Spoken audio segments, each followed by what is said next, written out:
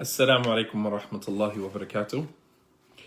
الحمد لله رب العالمين والصلاة والسلام على أشرف الأنبياء والمرسلين وعلى آله وأصحابه أجمعين. Alhamdulillah, welcome back to our Ramadan series, Living with Prophet Yusuf. We have now arrived at class number 19.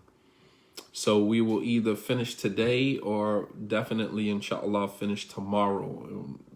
Maybe tomorrow, inshallah. And that will be a total of 20 classes in the month of Ramadan. So we're going to continue where we left off yesterday. We left off on our last lesson, which I believe was lesson number 62.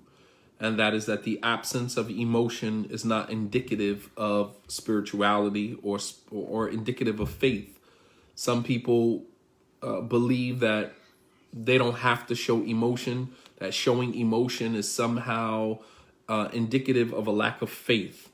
All right. And so now you have us who, as Muslims, we should be some of the most, if not the most spiritual people on the planet. We are the only people who turn to God at a bare minimum of 5 times a day. You would think that we would be the most spiritual people, spiritually connected people on the face of the planet. But you'll find some Muslims, they function without, any soul. There's no ruh. There's no soul in how they function. The things that we do to one another, the things that we say to one another, the way that we treat one another, you would think that, we would be, we would display or exhibit the highest level of, spirituality. But you'll find that many of us, man, are not spiritually connected at all. And we're not emotionally connected either. Some of the things that we do to one another, things that we do to our children, things that we do to other people's children. And, we're under Shahada, La ilaha illallah Muhammad Rasulullah. It's just like, how is this even possible? If you go back to the story, Yusuf alayhi salam, when he was going through, when his men were going through his brother's bags, looking for the cup that he intentionally placed in the bag of his brother, Yusuf was saying, Astaghfirullah. He was saying, Astaghfirullah, Astaghfirullah, Astaghfirullah, simply because he knew that although this was a plan that was given to him by Allah subhanahu wa ta'ala, and he's carrying out the plan, he's uncomfortable. He's uncomfortable doing this. That is the height of spirituality, of spiritual, God consciousness. And this is what we are doing in the month of Ramadan, fasting so that we can attain taqwa, the highest level of God consciousness. And so Yaqub alayhi salam, as Allah subhanahu wa ta'ala mentions in the ayat, that, فَتَوَلَّ وَتَوَلَّ عَنْهُمْ وَقَالَ يَا أَسَفَا عَلَى يُوسُف وَبِيَضَّتْ عَيْنَاهُ مِنَ الْحُزْنِ وَهُوَ كَظِيمٌ.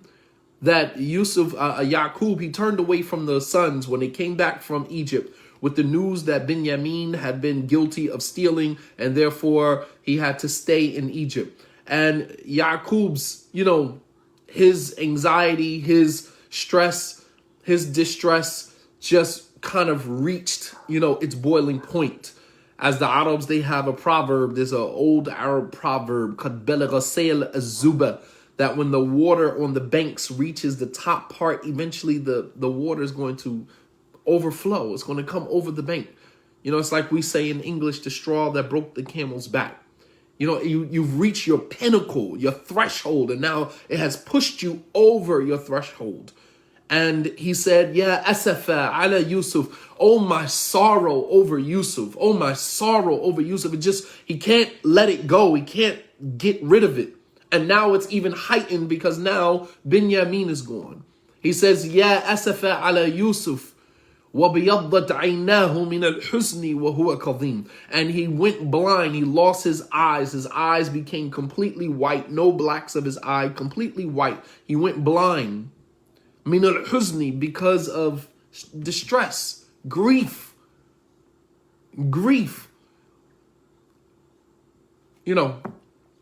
Just severely affected. And Imam Sa'di, rahimahullah ta'ala, said, min kathrat al-buka, because of, profusely crying. He was overwhelmed with emotions like grief and sorrow and a longing to see his sons. He hadn't seen Yusuf in 40 years, but he still kept hope that, Yusuf was alive. He never lost hope in that. And the compounding of all of these misfortunes upon him just brought him to a point where he just broke down and started crying. And he cried to the point where he lost his eyesight. And so lesson number 62 is that the absence of emotion is not indicative of faith. Being overwhelmed with your trial or your tribulation or, whatever you're being tested with, whatever you're going through in, whatever you're experiencing in your life, being overwhelmed with it does not mean that you don't love Allah, you don't love God, or that you don't believe in Allah, or that you don't believe in the Qadr. And these are things that we say to other Muslims. These are the things that we say to other people, trying to sound religious. Well, it's the Qadr. Aki, just be patient, inshallah. That's the Qadr. And it's just like, yeah, you sound religious, but at the same token, you sound religious, but at the same token, you are dismissive. You're trying to dismiss my emotions. These are natural emotions. Don't take that away from me. Don't dismiss my emotions by trying to hush me, by trying to shush me using the Qadr or using patience, because patience and Qadr is one thing. Me crying because I'm affected by my condition or by my situation has nothing to do with the Qadr. Nothing to do with belief in the Qadr. If that was the case, then how did Yaqub cry to the point that he lost his eyesight? Would we say that Yaqub didn't believe in the Qadr?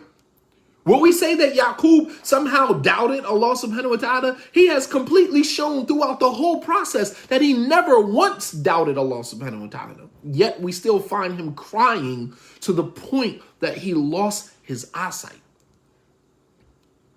So the next time somebody says to you, as you are being impacted by whatever circumstance or situation that you are, enveloped or you are encapsulated by, and someone says to you, it's the Qadr of Allah, akhi, or it's the Qadr of Allah, sister, inshallah, be patient.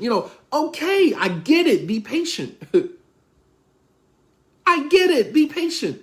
But don't use that to dismiss my tears. Don't use that to dismiss my pain. My pain is real. It's mine. I own that.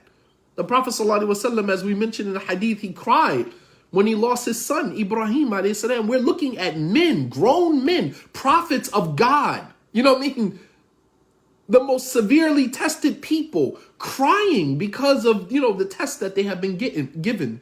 The Prophet ﷺ cried when he lost his son, Ibrahim. His son died in his arms, and he cried.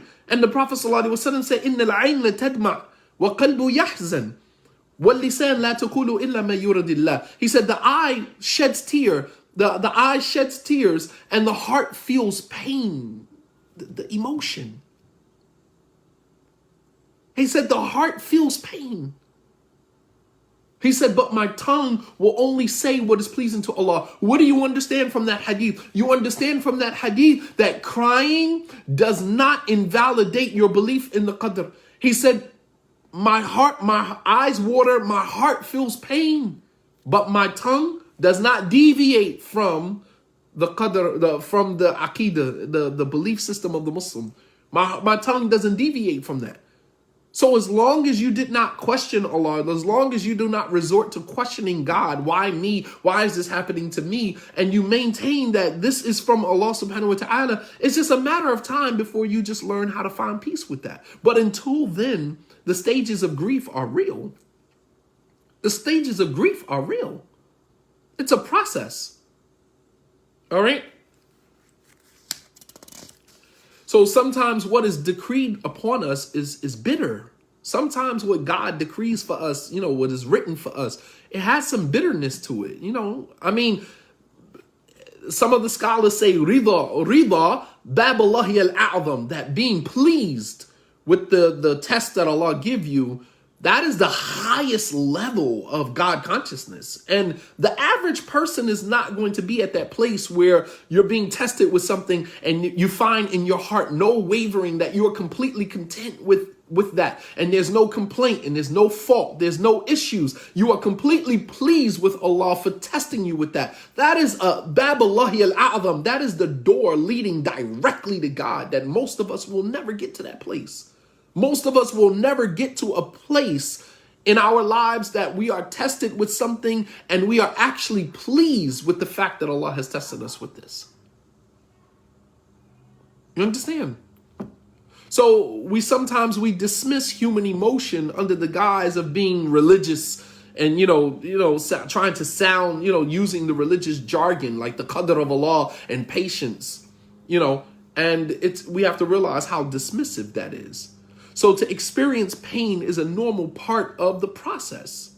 Don't dismiss people's pain by believing that the absence of emotion is indicative of faith, because it's not. It's not. Yaqub is crying over the loss of his children like the Prophet ﷺ cried over the loss of his son, like Prophet Noah ﷺ cried over his son. Prophet Noah seeing his son about to be drowned right in front of him, and he calls out to Allah subhanahu wa ta'ala, Ya Rabbi, innibni min ahli. Oh my Lord, my son's from my family. Don't do this to my son.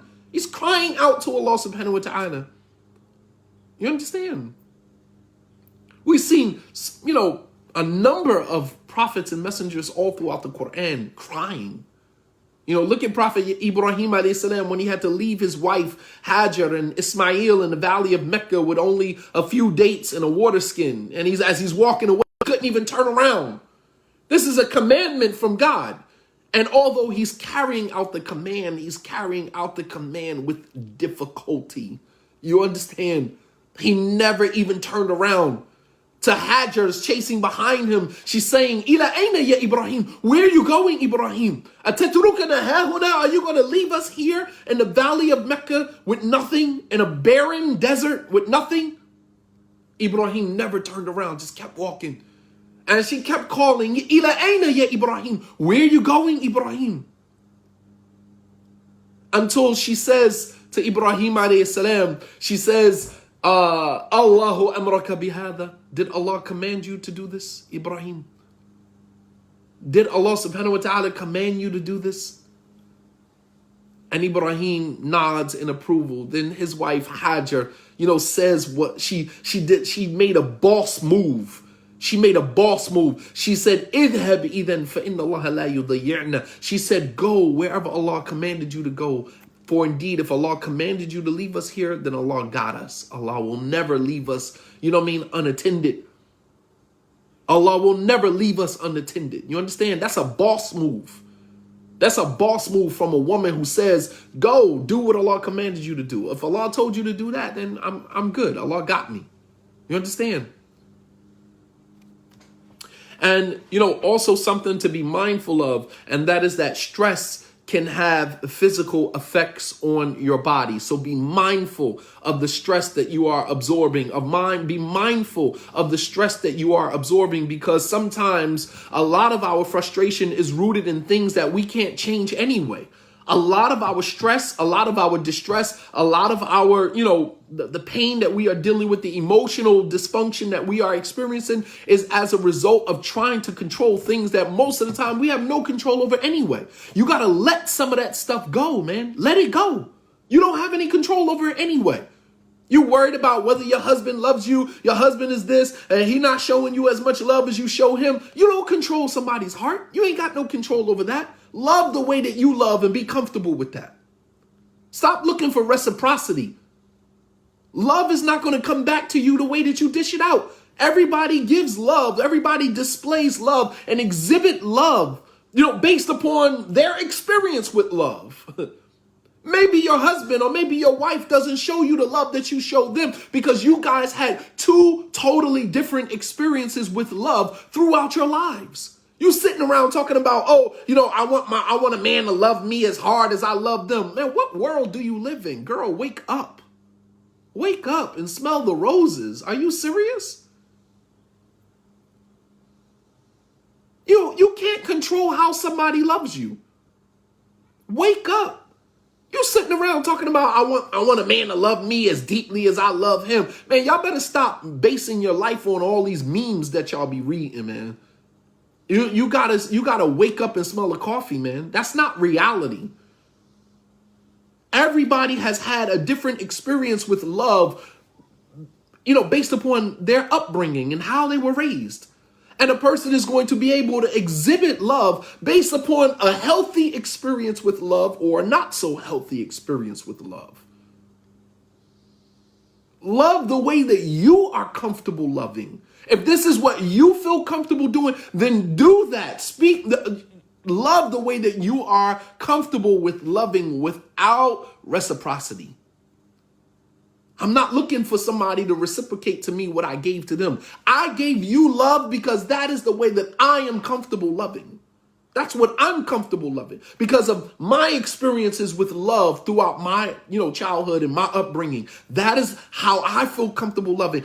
It would be asinine for me to believe that another person should be able to reciprocate to me the same love that I dished out. It doesn't work like that. That's not reality.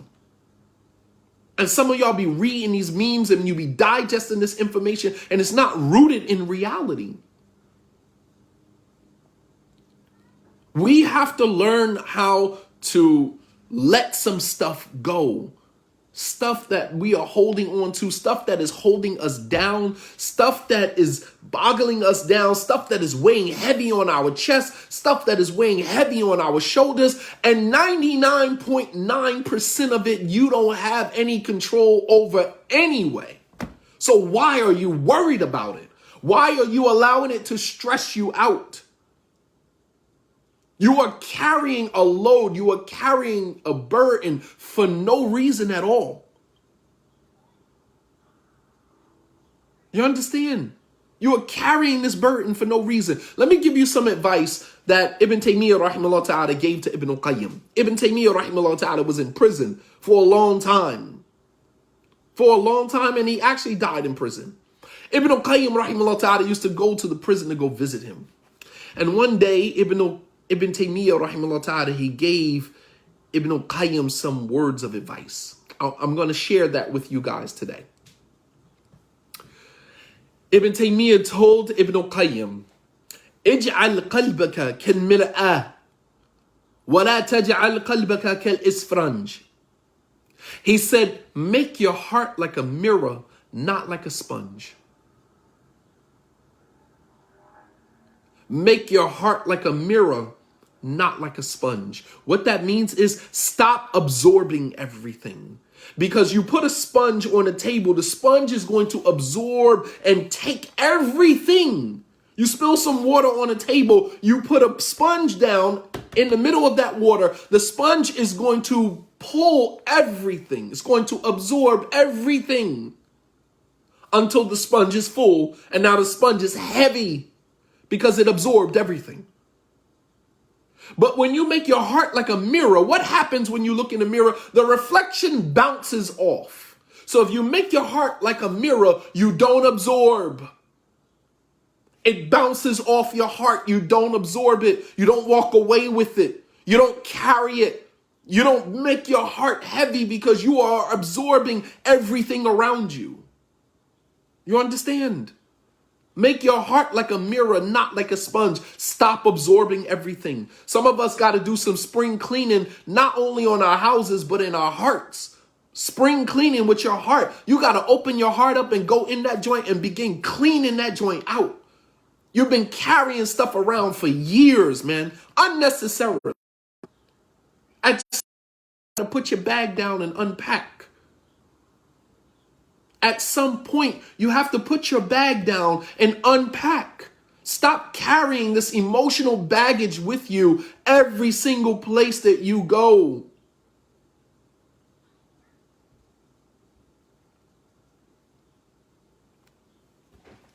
So be mindful of the effects of stress, because stress can have impact on you physically.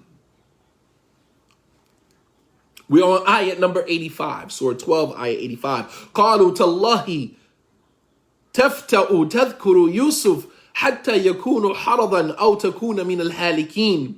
So the sons, they said to Yaqub, that by God, by Allah, you are never going to cease remembering Yusuf until you become fatally ill, or become of those who perish, or you're going to kill yourself. Basically, they told Yaqub, those who are with other family members who are with Yaqub are telling him that you are going to continue remembering Yusuf until you fall ill or you kill yourself. You're going to hurt yourself, man. Let it go. The same thing I'm telling you guys right now. Let it go. You're steady holding on to stuff, trying to control stuff that you have no control over. The mother of all frustration is expectation. Stop expecting things from people. Number one, stop expecting you from others. We say, well, if I was that, I wouldn't have did that, or I wouldn't have did, but that person is not you. Stop expecting you from other people. You are you. The world is not, there's no other you in the world. There's only one you. Stop expecting you from other people. I would have never did that. Well, that person is obviously not you. So they function on a different frequency. So you got what you got. You understand? Stop expecting you from other people. The greatest frustration is rooted in expectation. Rooted in expectation, because we expect ourselves. We expect to see ourselves in the interaction and the engagements that we have with other people. And that's where your frustration comes from. I would have never did that. I would have never did that. Well, that person is obviously not you. So they function on a different frequency. So they said to Yaqub, Tallahi tafta'u tadhkuru Yusuf. You are not going to continue to remember Yusuf except that you are going to fall ill or you're going to kill yourself. You are going to kill yourself. And so Yaqub retorts to them, إِنَّمَا أَشْكُ بَثِّي وَحُزْنِي إِلَى اللَّهِ وَأَعْلَمُ مِنَ اللَّهِ مَا لَا تَعْلَمُونَ. Yaqub says to them that I will complain of my grief and my stress and my sorrow only to Allah. As we talked about before, that he said, I will exhibit beautiful patience. But now he's saying that I will complain only to Allah. So that shows you that complaining to Allah does not negate beautiful patience. You understand? Complaining to Allah subhanahu wa ta'ala about your condition does not, la yunafi as-sabr al-jamil.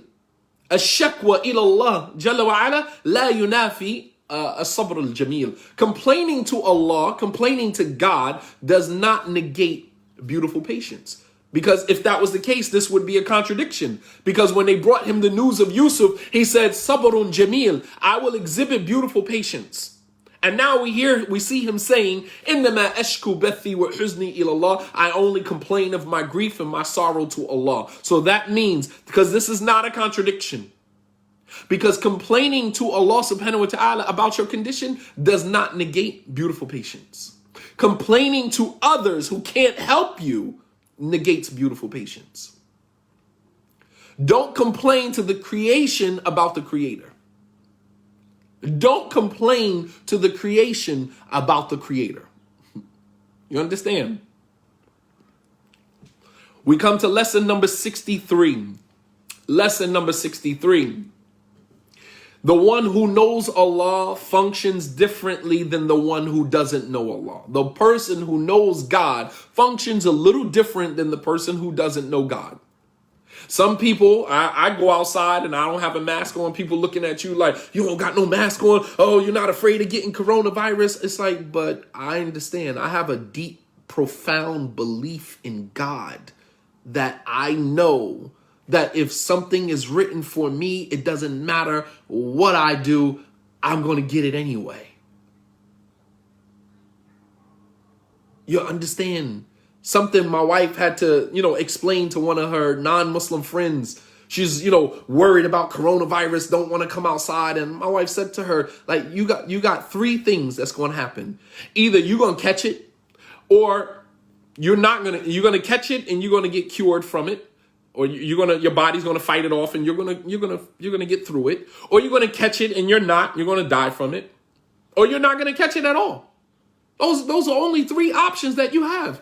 And she's talking to somebody who's a non-Muslim who functions, just in fear. Their whole lifestyle is rooted in fear. Wherever they are in fear, they do the opposite. So that means that most of your movements, if you're not connected to God in any way, shape, form, or fashion, that means that most of your movements in life are, based upon trying to, combat your fear. So if you're afraid of this, then you do the opposite. If you're afraid of that, you do the opposite. So you're in constant battle mode, stress mode. You're in constant battle mode. You're in constant stress mode. You're in constant survival mode. You can't enjoy life if you're always on survival mode. You'll never be able to enjoy life. How many people have caught coronavirus sitting in their own home? Sitting in their own home. They never left out and they still caught it. What is meant for you is never going to miss you. And what missed you is never going to hit you. It was never going to hit you. Obviously, you tie your camel, but you tie your camel with the understanding that tying your camel may not save you from what you tying your camel from. Your trust is not in tying the camel. Your trust is in Allah subhanahu wa ta'ala. Tying your camel is just one of the measures that you're using to protect yourself. You understand? So the one who knows God, the one who knows Allah, functions a little different than people who don't have a connection to God. They function a lot differently. When you look at people when they don't have no connection to God, they scrambling, trying to, look for any shelter they can get from anywhere. And then you look at those who in times of crises that have a solemn connection to God. Look at how they function. No fear. La khawfun alayhim wa la hum yahzanun. You understand? No fear, nor should they grieve. No fear whatsoever. They walk completely unbothered. And it brings me to an ayat where Allah subhanahu wa ta'ala says, لا يستوي الذين يعلمون والذين لا يعلمون إنما يتذكر أولو الألباب. That those لا يستوي الذين يعلمون والذين لا يعلمون. They are not equal. Those who know and those who don't know. They are not equal. Me and you are not the same. You understand? Me and you are not the same. They are not equal. Those who know and those who don't know. Can someone find that ayah for me real quick and post the number of the ayah? He said, لا يستوي الذين يعلمون والذين لا يعلمون. They are not equal. Those who know and those who don't know. Those who know God are not equal in any way, shape, form, or fashion like those who don't know. The Prophet ﷺ said to the Sahaba, إِنَّمَا أَنَا أَعْلَمُكُمْ وَأَخْشَاكُمْ وَأَتْقَاكُمْ لِلَّهِ. I am the most knowledgeable of you as it relates to God. I am the most knowledgeable of you, and I am the most fearful and most conscious of you of God. Out of all of you, I know God and I fear God more than any of you. This was the Prophet ﷺ. You understand? Which is why he functioned a little different than everybody else. Which is why the Prophet ﷺ said that if you knew what I knew, you would laugh less and cry more. If you knew what I knew. لَوْ تَعْلَمُونَ مَا أَعْلَمُ. That if you knew what I knew, meaning because we didn't know what the Prophet knew, that's why he was able to, he was able to fear Allah. He was able to function. Thank you for posting that. Surah number 39, ayat 9. Surah number 39, Surah to Zumar. 39 ayat 9. Thank you for that. Those who know Allah, those who know God, function a little different than those who. What did Yaqub say? He said, I complain of my grief and my stress only to Allah. They're thinking that Yaqub is going crazy. He's not going crazy, but he knows. He knows something that they don't know. They said, you are going to continue remembering Yusuf until you fall ill or you kill yourself.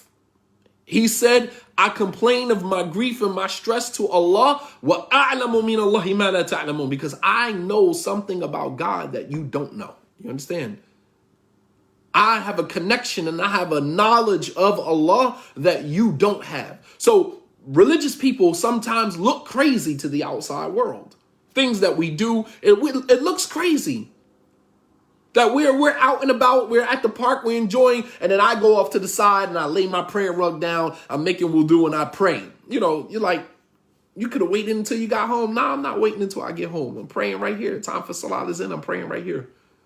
Why should I, wait until I get home? Why should I appease you? Why should I placate your feelings, and put my religion and my religious, faith on the back burner to make you comfortable? I'm sorry. I'm not going to do that. If you are uncomfortable being around somebody that's religious, then you might want to go get you another selection of friends. I'm sorry. I'm going to say certain phrases. I'm going to say Bismillah before I eat. I'm going to invoke the name of God over my food before I eat. I'm going to say, A'udhu billahi min al-khubathi wal-khaba'ith. I'm going to seek refuge with Allah before I go into your bathroom. I'm going to sit down when I use the bathroom. I'm going to wipe myself with wet tissue rather than dry tissue when I use the bathroom. As there's some weird practices that people who have a connection to God have. You understand? You understand? We have a different, we have a different aura. we have a different approach to life. So Yaqub alayhi salam, he said that I know about Allah that which you do not know. All right. Your relationship with Allah subhanahu wa ta'ala hit different when you know him. The relationship with God hit a little different when you know him, man. When you vaguely know God, then you can kind of see it in your walk. You can see it in the way that you carry yourself. But look at people who truly know Allah subhanahu wa ta'ala. You understand? Look at people who truly know God and truly have a relationship with him. You understand? They function a little differently. Their relationship with God hit a little different when you got knowledge of God. You understand? So Yaqub, he says, Ya baniya idhabu فتحسسوا من يوسف وأخيه ولا تيأسوا من روح الله إنه لا ييأس من روح الله إلا القوم الكافرون. So Yaqub now, he tells his sons, go back to Egypt. Go back to Egypt. So this is going to be their third time going back and forth to Egypt. So that means that this whole situation happened over a period of a few years. This wasn't like, within a month or 2 month span. This happened over, some scholars say, over a period of 6 years. Meaning, Yusuf came out of prison. He did the 7 years, of prosperity. And then he went through the 7 years of drought. Right? And this is around the drought time. All right. So this happened over a period of years. This wasn't like, within a month span. This is the third time that they're going to Egypt. Yaqub sends them back to Egypt for another time. He says, go back to Egypt. Idhabu fatahassasu min Yusuf wa akhi. He said, go back to Egypt. Go back to Egypt and go ask about Yusuf and his brother Binyamin. And don't despair. And don't despair over the mercy of Allah. For indeed, none despairs over the mercy of Allah except people who disbelieve in Allah. They give up very easily. As I said, when you know God, your relationship with him hit a little different than the people who don't know him. People who don't have a relationship with God, don't have a relationship with Allah, they give up very easily because they lack hope. They fall into despair very easily. And even some Muslims fall into despair very easily because of their lack of relationship and communication with Allah subhanahu wa ta'ala. Yaqub said, Idhabu fatahassasu min Yusuf wa akhi. Go back to Egypt and go tahassus means to go ask. It is the opposite of tajassus. Allah says in Surah Al-Hujurat, Surah number 49, وَلَا تَجَسَّسُوا, and don't spy on one another. Spying on one another is bil'ain, with looking, waiting, watching, seeing what the person does, going on a person's Facebook page, going on their Instagram page, following them just to kind of see what they're doing. You're a tajassus. You're spying on the person, which is haram. You're spying on the person, which is haram. Spying is done, tajassus is done with the eye. So you go and you look at the person's page, trying to see what they post, trying to read through their post to see if you can read between the lines, if they made a mistake, if they said something here, if they posted something, look through their pictures, see what you can find, because you got people who do that, Muslims who do that on a daily basis, looking through people's pages, trying to find any mistake that you can find. because the other person's failure is your success. That's how we look at life. We're so screwed, man. We are so screwed as an American population of people who really have lost touch with what is real. We have really lost touch with what is real, what is reality, and what is not. So we base our success on other people's failures. This is why we constantly fault finding with one another, constantly lurking, looking, peeking, looking through your pictures to see if you got any pictures of you uncovered. See if you got any pictures of you, going through your messages, going through this, trying to find anything that you can find. Tajassus, spying. Because if we can prove that, you got some flaws or you got some mistakes, then I feel a little bit better about myself.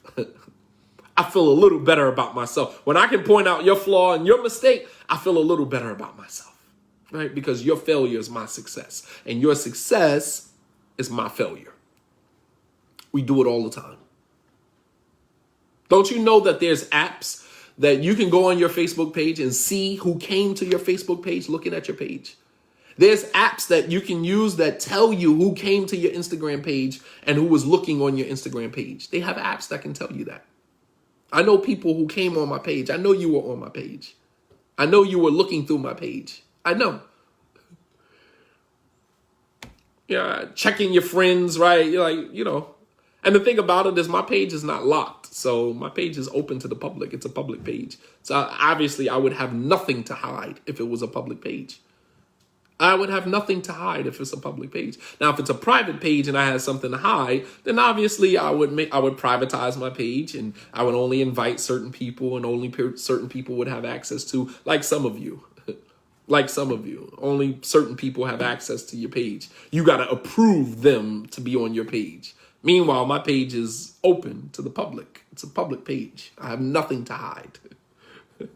I have nothing to hide whatsoever. Nonetheless, you still have people trolling, still have people lurking. For what reason? I have no idea. Other than I want to find something about you. I want to find something because if I can prove that you make some mistakes or you got flaws and, mashallah. So he said, tajassasu, which Allah mentions in surah number 49 in surah Hujurat, is by looking, spying, by looking. Tahassasu with a ha instead of a jim. Tahassasu means to ask questions. He said, idhabu fatahassasu. Go back to Egypt and start asking around about Yusuf and Binyamin. وَلَا تَيْأَسُوا مِنْ رَوْحِ اللَّهِ. And do not despair over the mercy of Allah. Don't give up. Something is telling him that they are still alive. They are there, they're alive, and they're well. I know, my gut is telling me. I know Allah subhanahu wa ta'ala would not take my sons away from me. Not both of them. Not both of them. And he said, إِنَّهُ لَا يَيْأَسُ مِنْ رَوْحِ اللَّهِ إِلَّا الْقَوْمُ الْكَافِرُونَ. And the only people who despair over the mercy of Allah are people who disbelieve in Allah. Lesson number 64. Hope necessitates that one exercises due diligence in seeking the thing that they hope for. When you have hope, you go after it. You exercise due diligence in going after the thing that you hope for, while despair causes one to see the mission as burdensome, which is why you give up. You have no hope.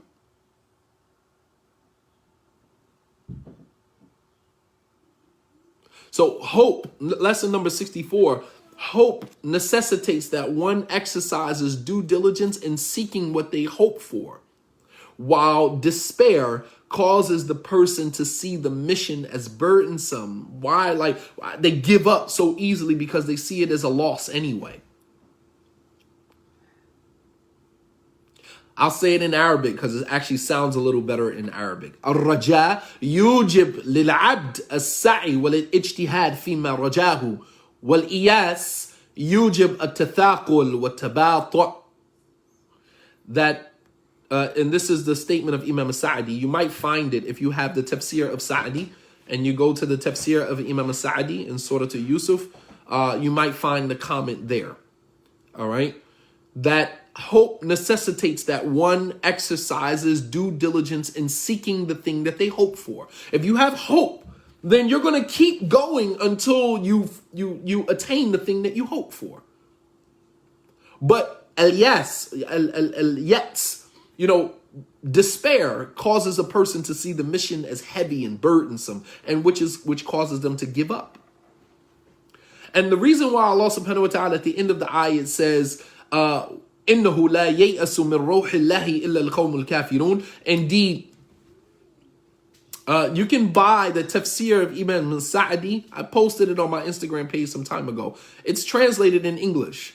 I believe it's 10 volumes. The whole tafsir of Imam Sa'di, it would behoove you to invest in that. Go buy the tafsir of Imam Sa'di. I believe it's 10 volumes.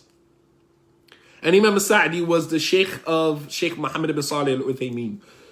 All right. I believe he died in like maybe the 70s, 60s. He's recent. He's not that, not that far gone. But his tafsir is awesome, man. His tafsir is awesome. Probably one of the most, down to earth. And when I say down to earth, I mean just like relevant for our time. Right? It's $300 at Dar es Salaam. Yes, that's an investment, man. That is an investment.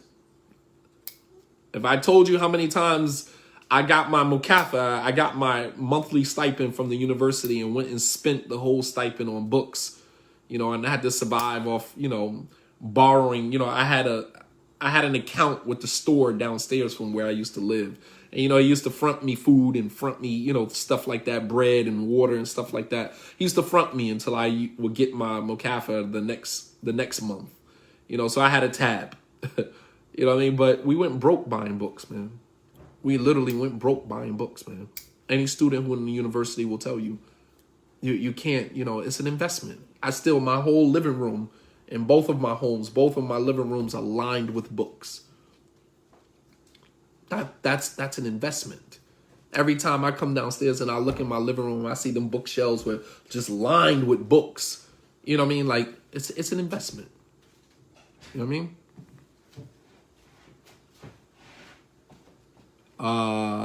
As-Sa'di's benefits from Surah to Yusuf has also been translated, 1 volume. So Imam Sa'di has actually 1 volume. Jazakallah khair, Abdul Samad. That Imam Sa'di actually has a 1 volume book, The Benefits of Surah to Yusuf. Now, the benefits from Surah to Yusuf is different than the entire tafsir. All right. Maybe they pulled it, just 1 volume, and they made it in, or he just gave some fawaid, some benefits. But nonetheless, it would be better to have both. Get both of them. The book is called Tafsir As-Sa'di. Tafsir As-Sa'di. His name is Abdurrahman ibn Nasr As-Sa'di. All right, and you can look at it on Dar es Salaam. So lesson number 64, hope necessitates that one exercises due diligence in seeking the thing that they hope for, while despair causes one to see the mission as burdensome and eventually give up. All right. Those who disbelieve in Allah see his mercy as far-fetched. All right, they see his mercy as far-fetched. And due to their lack of faith in him and lack of knowledge of him and his characteristics and his abilities, they have no hope. They fall into despair very easily. Yaqub alayhi salam started to connect the dots, right? Imam Sa'di said that Yaqub alayhi salam, why did he send his sons back to Egypt and told them, go ask around about Yusuf? Pay attention how this is actually coming to a close here, coming to a head. Yaqub started connecting dots. All right. He knew that the merchandise returned to them the first time. He's starting to connect the dots here. He sends his sons back to Egypt. Go back to Egypt and start to ask around about Yusuf and Binyamin, because there's something telling me that, this king or whoever is connected to the king's court, Yusuf is somewhere in there.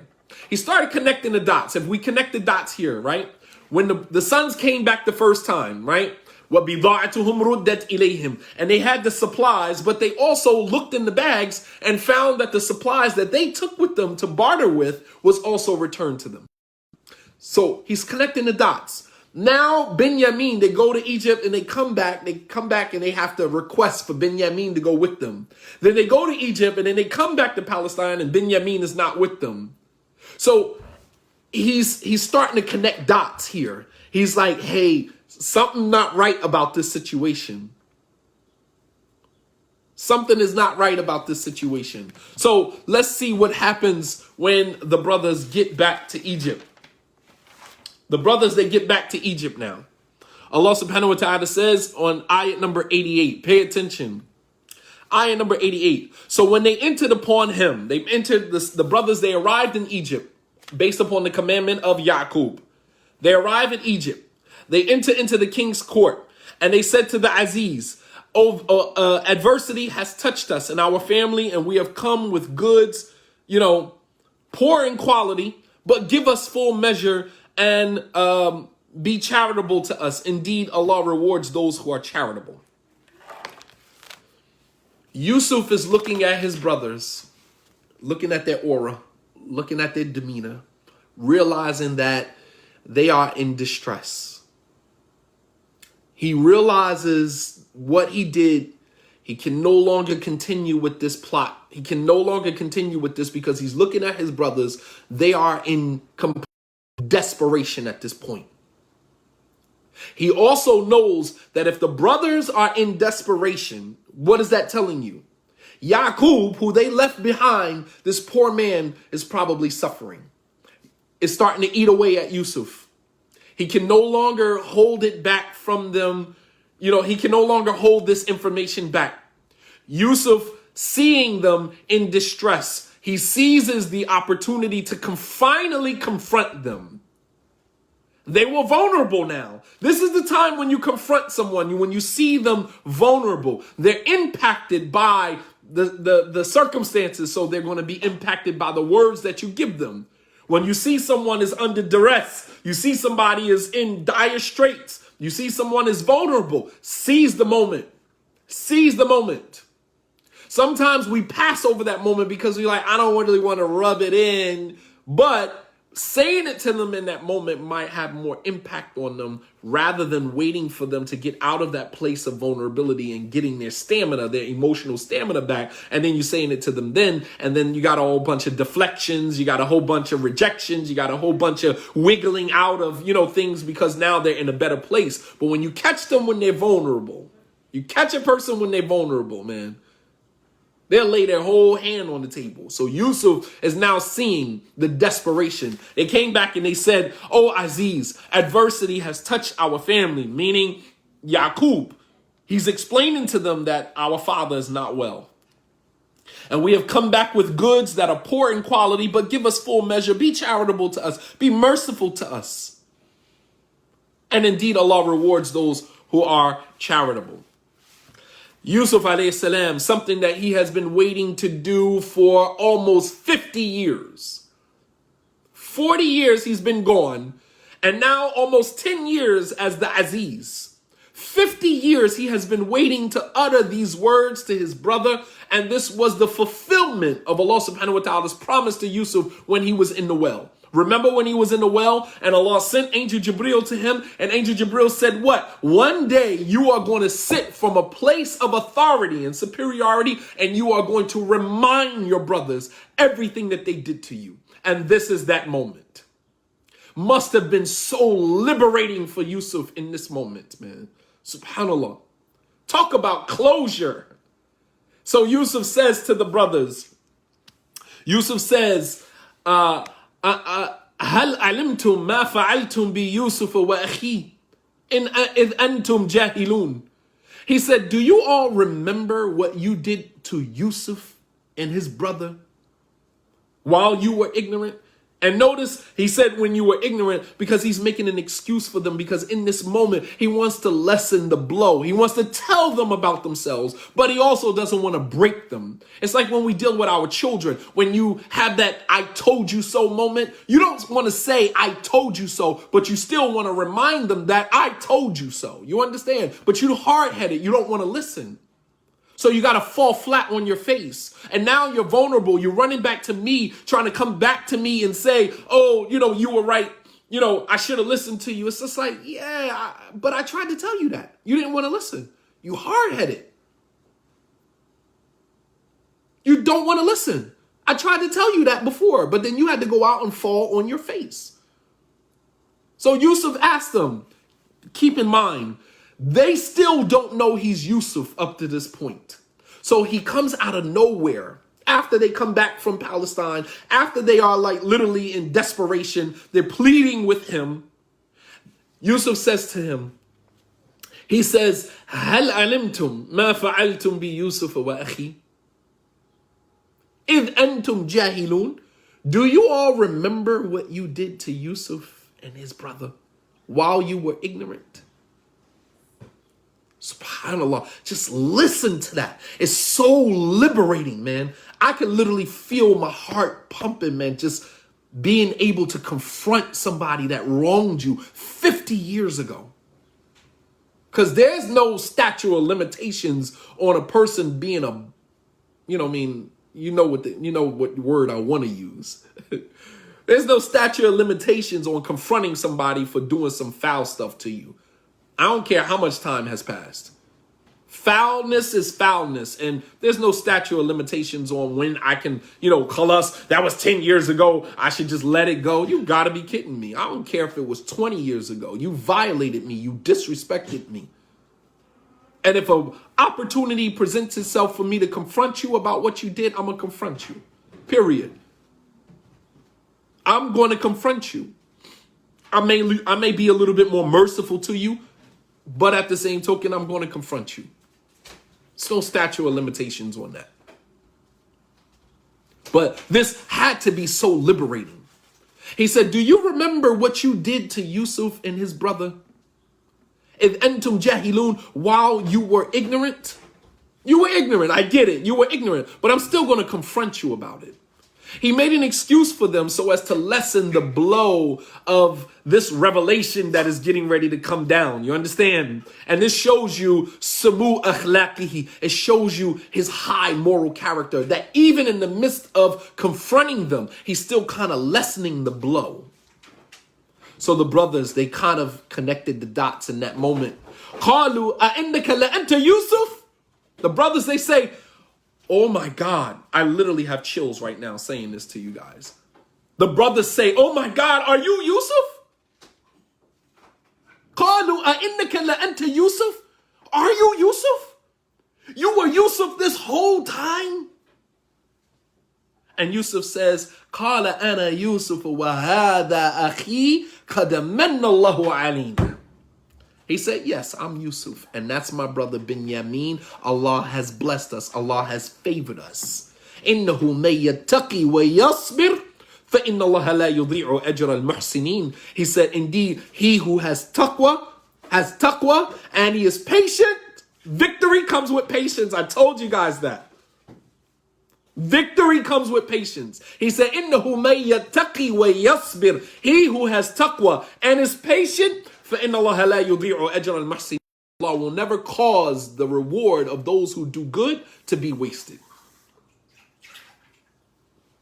Imam al-Baghawi, rahimahullah ta'ala, he said the reason why Yusuf finally exposed himself was because Yaqub sent his sons with a letter. It wasn't mentioned in the ayah, but some of the scholars of tafsir say that when Yaqub sent his sons back to Egypt, he wrote a letter to the king.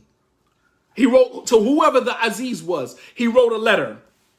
And when Yusuf looked at the letter, when he welcomed the brothers into the king's court, and he took the letter from them, Yusuf couldn't control himself. He started crying. Tears started coming down his face. He took his crown off of his head so they could see who he was, and he exposed to them that it was him.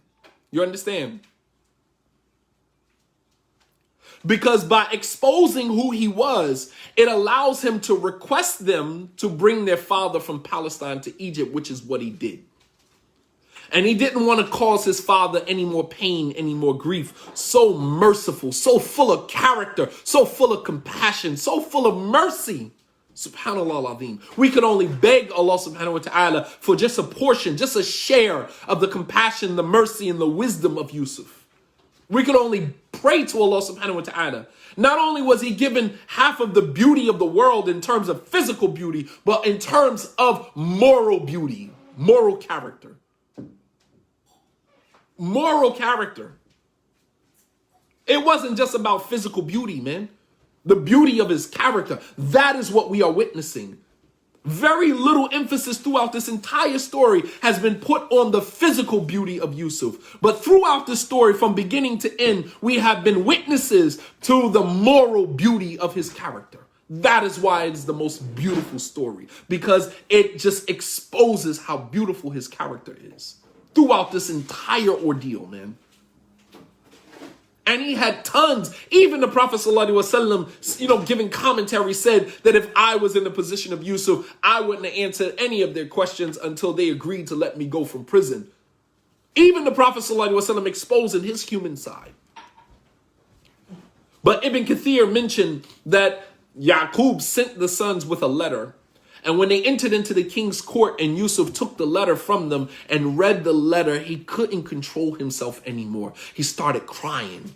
You know that cry when you just like, and your chest is breathing hard. And, obviously the brothers are looking at him like, why is he crying reading the letter from our father? And in that moment, he had taken off his crown because he's sitting next to the king. He's the guy next to the guy. You understand? The second most powerful man in Egypt. He takes his crown off his head to allow the brothers to see his face. And he finally tells them, they said, أَإِنَّكَ لَأَنْتَ Yusuf? Are you Yusuf? قَالَ أَنَا يُوسُفُ وَهَذَا أَخِي. He says it so nonchalantly. He's like, yeah, I'm Yusuf. Yeah, I'm Yusuf. And that's my brother. Allah subhanahu wa ta'ala has blessed us. Not arrogantly, like, yeah, I'm Yusuf. I'm the one that you did wrong to. I'm the one that you did this to. You remember me? Nah, because it's not, it's not the time for that. That time has passed. He's had years to ponder and reflect on what they did. You understand? قالوا تالله لقد آثرك الله علينا وإنا كنا لخاطئين. They finally admit their error. They said, Tallahi, by God, we swear by Allah. لَقَدْ آثَرَكَ اللَّهُ عَلَيْنَا. Allah has given you precedence over us. وَإِن كُنَّا لَخَاطِئِينَ. And we were wrong. We were totally wrong for what we did to you. And when somebody comes to you and you can sense, the sincerity in their apology, what else are you going to do? What else are you going to do except, I've forgiven you. But just because you forgive somebody don't mean that you forget what they did and you let them back into your intimacy. Nah, you can forgive all day long. I forgive you. I just don't mess with you no more. You understand? I forgive you all day long. I forgive you.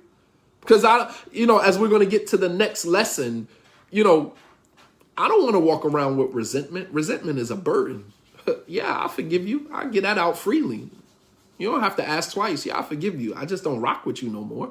I don't want you around me. I'm not bringing you back into my intimacy. You will never have another opportunity to do that to me again, but I forgive you all day long. Say no more.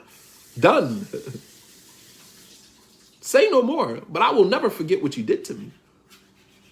I will never give you access to me like that ever again. So they finally admit to Yusuf. And we have family members like that. It took you 50 years to admit that you were wrong. Took you 40 years to just come up and say, you know what, I'm wrong. I mean, And Yusuf, what does he reply with, showing his good character? Yusuf says, قَالَ لَا تَثْرِيبَ عَلَيْكُمُ الْيَوْمِ يَغْفِرُ اللَّهُ لَكُمْ وَهُوَ أَرْحَمُ الرَّاحِمِينَ.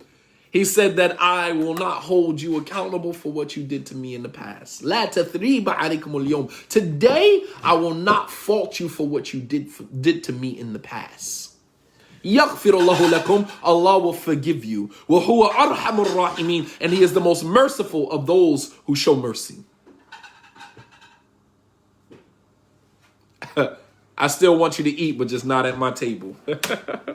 Instagram, you're going to cut off. I'll put you back on in a second, inshallah.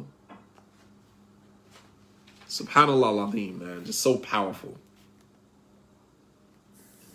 So powerful. And it just shows you the beauty of His character, man. That He forgave them, you know.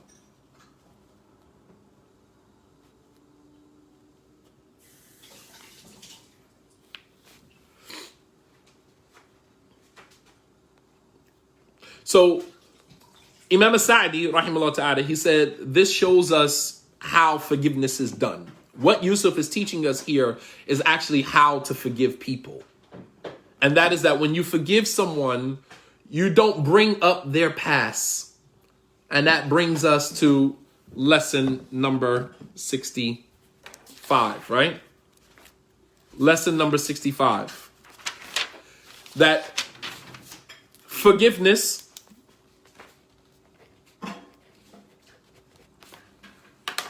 true forgiveness is done without bringing up what the person did. Because if you bring up what the person did, it's just like you're kind of rubbing it in their face. And it's not real forgiveness. Real forgiveness is not chiding the person or not blaming the person for what they did. Imam As-Sa'di rahimahullah ta'ala said, فَسَمَحَ لَهُمْ سَمَاحًا تَامًا.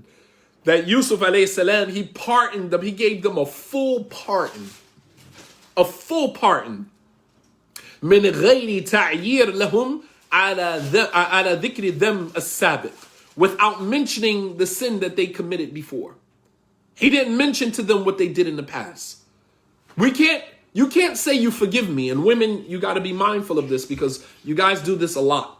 You'll forgive the man for something and then you'll kind of subtly bring it up in conversations moving forward. If you've forgiven the person for something, don't bring it up again. Lesson number 65. True forgiveness is not about mentioning to the person what they did. If you truly forgive me, then why do you keep bringing up old stuff? We're past that chapter. We passed that chapter a long time ago. You said that you forgave me. I admitted that I was wrong. You said you forgave me. But here we are in current conversation and you're still bringing up stuff from the past. How you gonna,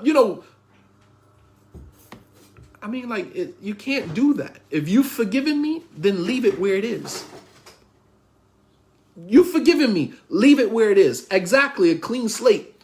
When Allah subhanahu wa ta'ala forgives us, He starts us on a new page. The Prophet sallallahu alaihi wasallam said, Al-tawbah tajubu ma qablaha. Repentance wipes away the sin that was committed before it. You start on a new page with God, so how could I not start on a new page with you?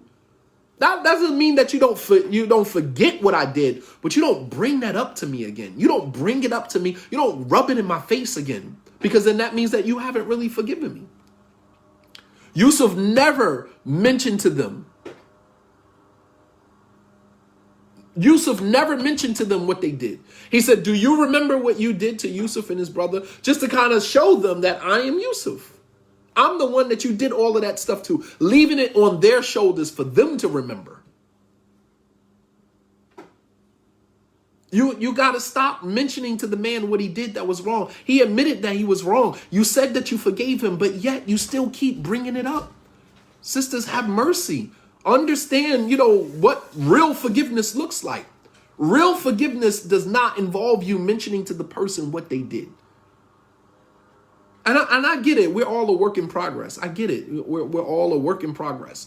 But that is an area that sisters, wallahi, I love you guys, but you got to improve in that area, man.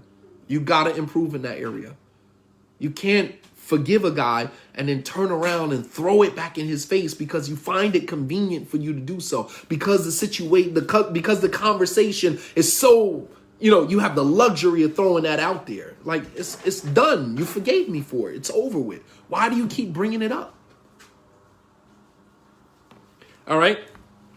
So Imam Sa'di rahimahullah ta'ala said that he gave them a full pardon. So perhaps, brothers, we need to change the language. Let's stop asking our wives for forgiveness and let's just ask them for a full pardon. How about that? Let's change the language a little bit. Samahan tamman. We want a full pardon. A full pardon means that you expunge my record, all right? We come home from prison and then you go back down to the courthouse and you get your record expunged, meaning as if I never committed the crime to begin with. Sisters, we want full pardons. We want our records expunged, okay? Brothers, I want you to go home tonight. When this class is over, I want you to have a conversation about your wife asking for full pardon. Full pardon.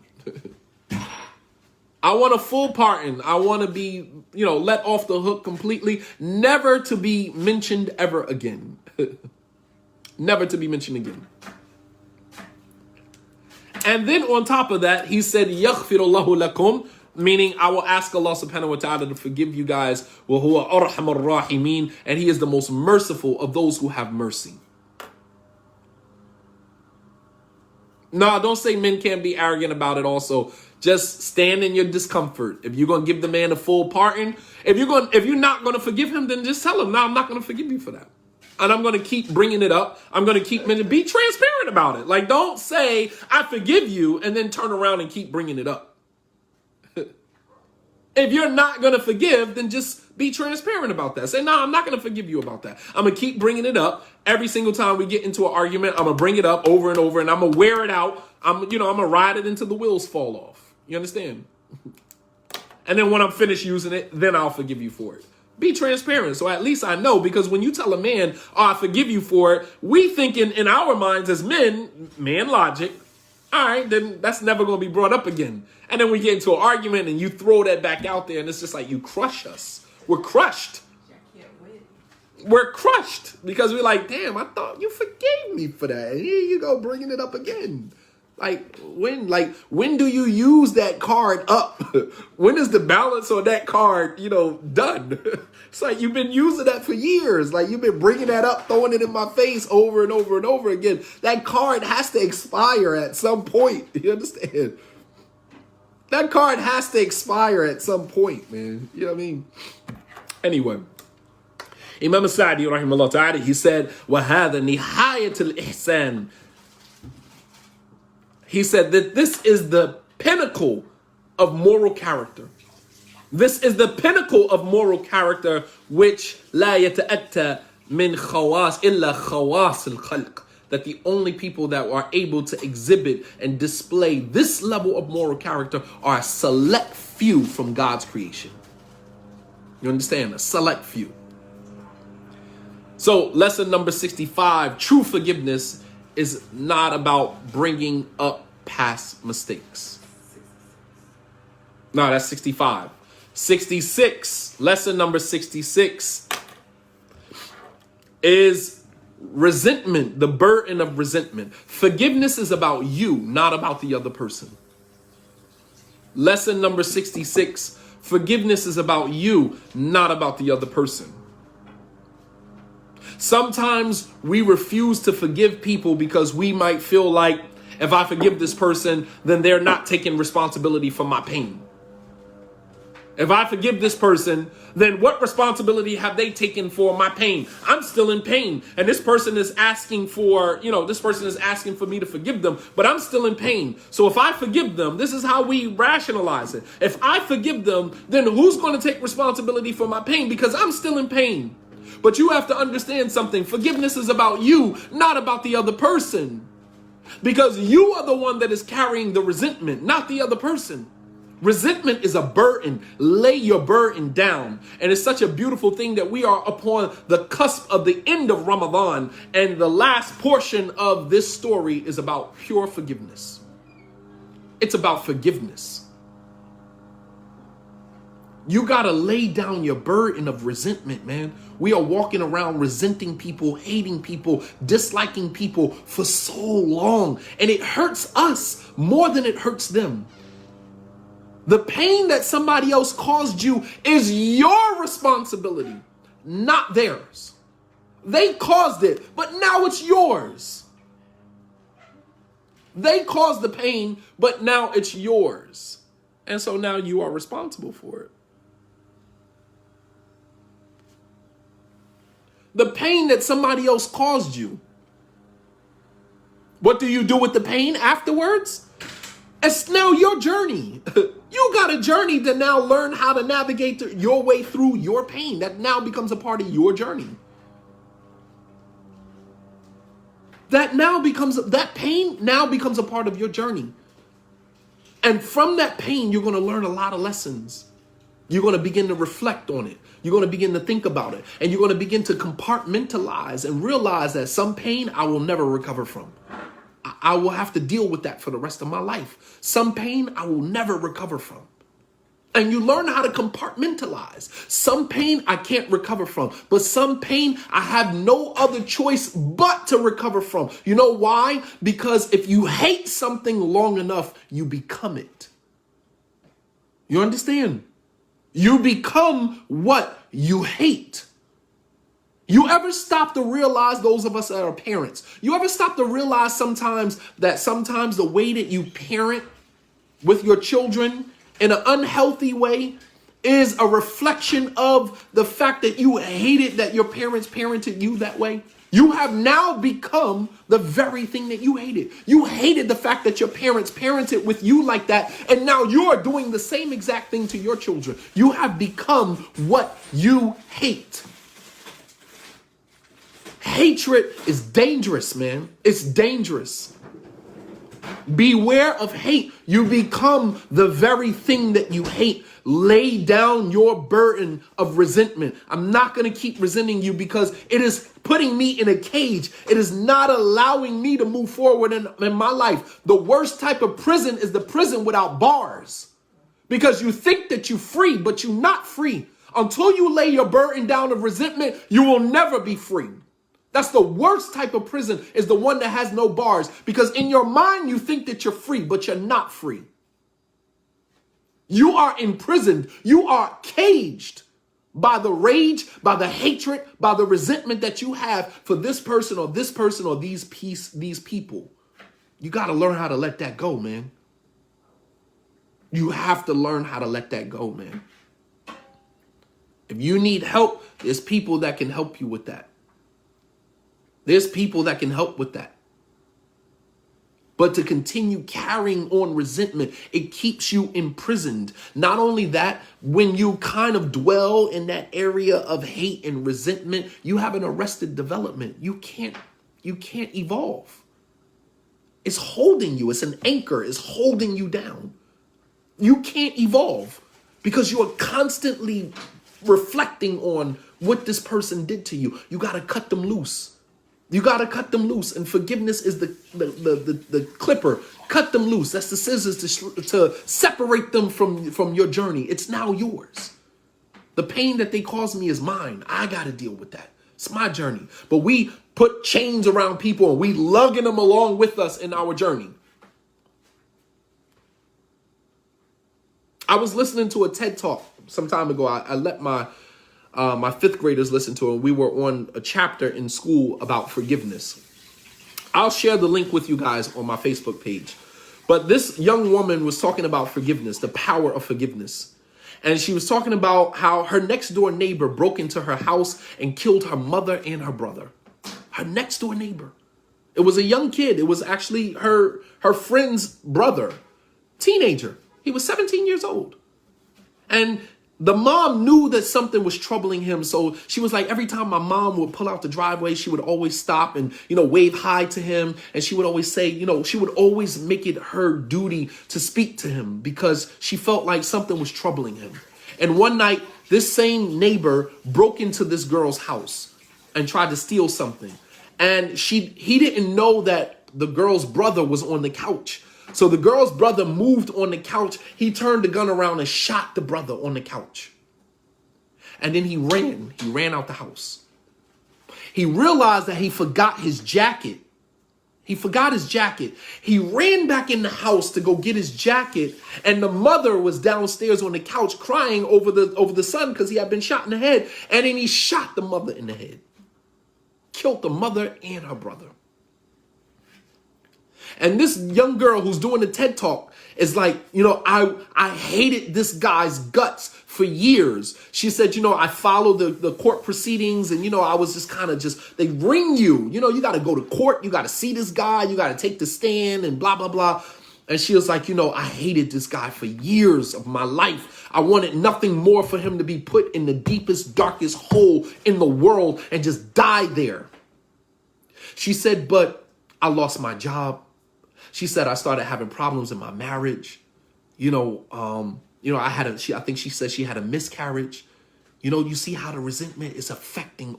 She said, and I had to come to realization that my hatred for him, my resentment for him was ruining my journey in life. Literally, I was taking him along with me in my journey. She said, and it was one day I woke up after having my miscarriage and losing my job and having problems with my marriage. She said, one day I had to come to the realization that I have to cut him loose. I have to cut him loose. Because as long as he is there, he is reminding me of my pain. You understand? You're taking this person with you. Every time you think about them, you are reminded of your pain. And you'll never evolve. You'll never evolve, man. She had to let him go, meaning she had to forgive him. She had to forgive him. That's what she meant when she said, I had to let him go. I had to forgive him. Not forgive him to let him off the hook, to forgive him to let me off the hook. Let me off the hook and let me evolve. Let me move on with my life. Instead of holding me at this place, it's anchoring you.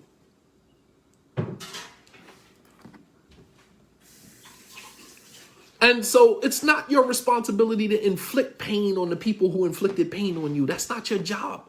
Allah is al-muntaqim. Allah is the one who extracts retribution on the people who harm his servants. That's not your job. Let Allah subhanahu wa ta'ala do that.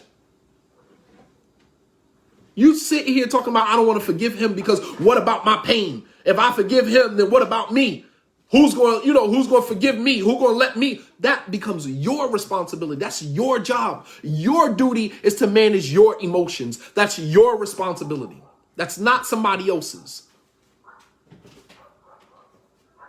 Allah subhanahu wa ta'ala says in surah number 24, ayah 54, فَإِنَّمَا عَلَيْهِ مَا حُمِّلَ وَعَلَيْكُمْ مَا حُمِّلْتُمْ. You are responsible for what you are responsible for, and they are responsible for what they are responsible for. It's not my job to make somebody pay for the pain that they caused me. That's not my job. Here again, trying to control something that is beyond your control. Same thing I just said 20 minutes ago. Trying to control something that you have no control over. It's not your job to penalize people. It's not your job to make other people pay for the pain that they caused you. That's not your job. You need it? Give me something to replace it with. Yeah.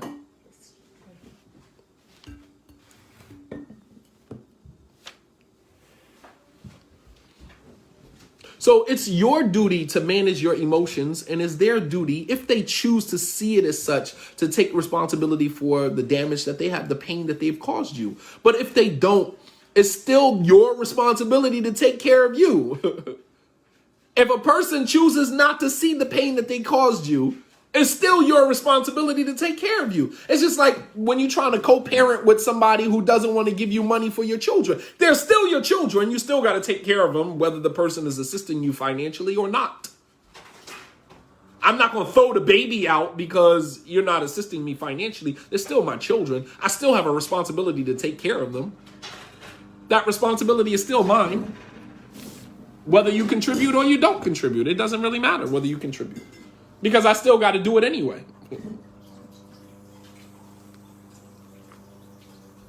And as we've discussed before, nobody gets away with anything. So in addition, I want you to think about, when we go back to the story of Yusuf, who is Yusuf at this point?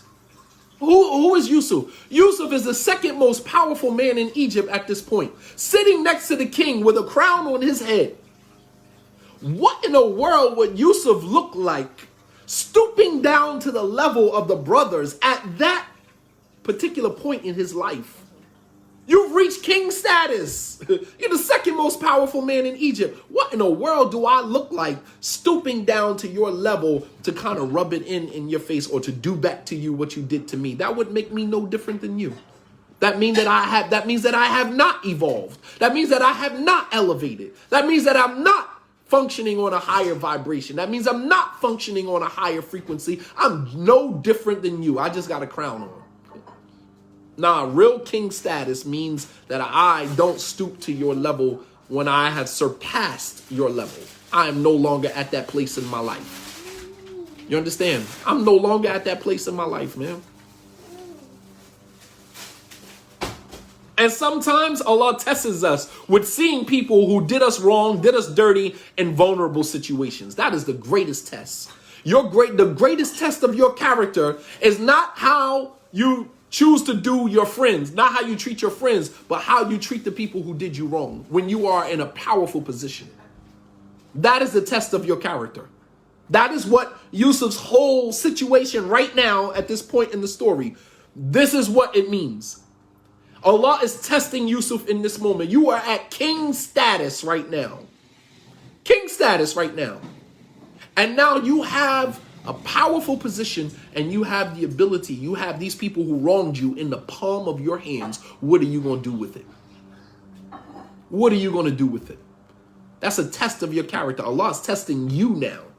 The greatest test of your character is not how you treat your friends. It's how you treat the people who wronged you when you are in a powerful position to extract retribution.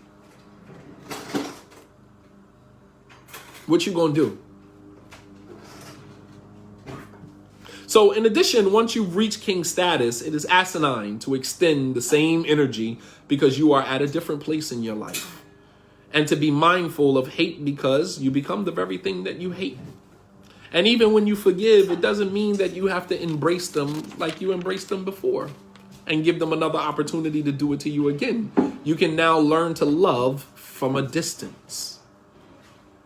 You have to learn how to love some people from a distance. I love you, but from over there. You know what I mean? Stay over there. I love you. You need money. If I got it, I can help you. Just don't come over here. You understand? Stay over there. It doesn't mean that I love you any less. It's just that I cannot give you access to me. Access to me is a privilege that you have squandered. You have squandered that. You don't deserve access to me. This circle right here, this space that I own, which is my space, it's a privilege. In my mind, it's a privilege for anybody to have access to me. It's not arrogance. It's just self-value. I value myself to know my worth. And to allow anybody to have access to me, that's a privilege. And if you squander that privilege, you will never get that opportunity again, ever. I love you, but I love you from over there. You understand? I'm the king of my space. You are the king or queen of your space. And to be in your space is a privilege. You understand? And you'll never get that opportunity again. So once Yusuf, alayhi salam, exposes all of this whole expose goes on. Yusuf tells them, اذهبوا بقميصي هذا فألقوه على وجه أبي يأتي بصيرا وأتوني بأهلك أجمعين. Yusuf finally says to them, pay attention. SubhanAllah, it's so powerful. Yusuf says, take my shirt. Here go the shirt again. The shirt again. You'll find that the shirt throughout this whole story has been a staple in the shirt. Yusuf says, اذهبوا بقميصي هذا. Go back to Palestine with my shirt. He took the shirt off his back. Take my shirt and go back to Palestine. فألقوه على وجه أبي. Throw it over the face of your father, over my father, yati basira, and his eyesight will come back to him. And that shows you that when they came back from Palestine to Egypt, they explained to Yusuf that their father went blind. Because how did Yusuf know that? Other than the fact that they told him. They told him, they exposed it. Perhaps Yaqub, when he wrote the letter, he exposed it in the letter that I went blind crying over my son, blah, blah, blah. Yusuf said, take my shirt, go back to Palestine, Throw the shirt over the face of my father, yati basira, and his eyesight will come back to him. Wa'tuni bi ahlika ajma'in, and bring me your entire family. Bring your whole family. Yusuf is now talking like a boss. He's at boss status at this point. Take my shirt and throw my shirt over his face, and his eyesight will come back to him, and bring me your entire family. Imam Sa'di, rahimahullah ta'ala, very profound statement. Imam Sa'di said, every sickness is cured with its opposite. Kullu da'in yudawi bi dhiddihi. Every sickness, and this can apply to most sicknesses, every sickness is cured with its opposite. If your disease is jealousy, then you have to learn how to be more selfless. If your disease is selfishness, then your cure is selfless. If your disease is stinginess, then your cure is giving. If your disease is arrogance, then your cure is humility. You understand? Every disease, kullu da'in, every disease, yudawi bididdihi. Every disease is cured with its opposite. So look at what the diseases of your heart is and begin curing yourself by applying the opposite. If your disease is arrogance, then you need a lesson in humility. If your disease is stinginess, then your cure is in giving. Look at your disease. Look at what the things that you suffer from in your life, and every, kullimri in binafsihi, that every individual knows his own self. Every individual is his own doctor. Kullu insanin tabibu nafsihi. There's an Arab proverb that every human being is his own doctor. You know what your diseases are. You know what the diseases of your heart are. Kullu da'in yudawi bididdihi. Every disease is cured with its opposite. So if losing Yusuf was the cause of Yaqub going blind and suffering and distress, then finding him would be the cure. SubhanAllah. So beautiful, so poetic. If losing Yusuf was the cause of all of his distress, then finding Yusuf would be the cure. فهذا قميص لما كان فيه أثر الريح يوسف الذي أودع قلب أبيه من الحزن والشوق ما الله به عليم أراد أن يشمه فيرجع إليه روحه وتتراجع إليه نفسه ويرجع إليه بصره. Imam Sa'di rahimahullah ta'ala said Yusuf's shirt, pay attention to the shirt. Yusuf's shirt had Yusuf's smell on it. It had his fragrance on it. Which, if Yaqub smelled Yusuf's shirt, he would smell Yusuf, and therefore he would have a closeness to Yusuf. He would know that Yusuf is not dead. He would know for a surety that Yusuf is not dead. He would now have a closeness to Yusuf, and his spirit would return back to him. His soul, his spirit would return back to him, and in so doing so, his eyesight would return back to him. Subhanallah al-Azim. Yusuf said, bring your whole family. Wa'tuni bi ahlika ajma'in. Bi ahlikum ajma'in. Bring your whole family to Egypt. Bring the whole family so they could reunite and rid of the drought, because this was still during the droughting period. And what Yusuf wanted here was a very important principle in our religion, which is known as silatul rahim, keeping family ties. And the scholars mentioned that the family of Yusuf was between 70 to 72 people. And we're talking about all of the brothers, their wives, their children, Yaqub, and his current wife, which was Yusuf's aunt. Right? Leah. Yusuf was married to Rahil. Rahil died, Rachel died, and then he married her sister, Leah. So he was now married to Rachel's sister, who was Yusuf's aunt. Ayat number 94. قال ولما فصلت العير قال أبوهم إني لأجد ريح يوسف لولا أن تفندون. Allah subhanahu wa ta'ala says in ayat 94, and when the caravan departed from Egypt on its way back to Palestine, the caravan, they're leaving The brothers is leaving. They're on their way back to Palestine to give their father the good news. And when the caravan departed from Egypt, their father, as he's there in Egypt, but he can hear the caravan approaching. Some scholars say that he could smell the fragrance of Yusuf for such and such of a distance. Some scholars say that he could smell the fragrance of Yusuf for 3 days distance. 3 days before the caravan reached Egypt, reached Palestine, Yaqub could smell the fragrance of Yusuf. SubhanAllah. And that's not mustaghrab. That's not something amazing, because you know when Allah subhanahu wa ta'ala takes one faculty from you, he strengthens all of the other faculties. So perhaps his sense of smell had heightened since Allah subhanahu wa ta'ala removed his eyesight. You understand?